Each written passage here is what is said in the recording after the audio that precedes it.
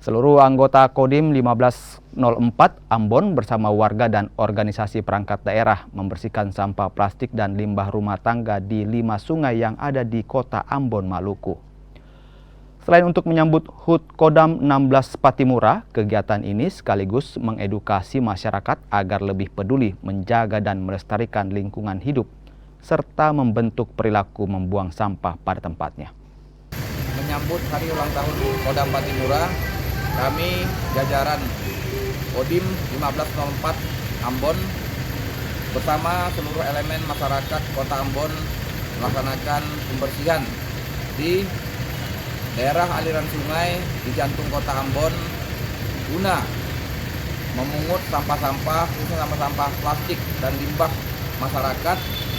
sehingga kami harapkan kegiatan ini bisa menjadi contoh dan mengedukasi masyarakat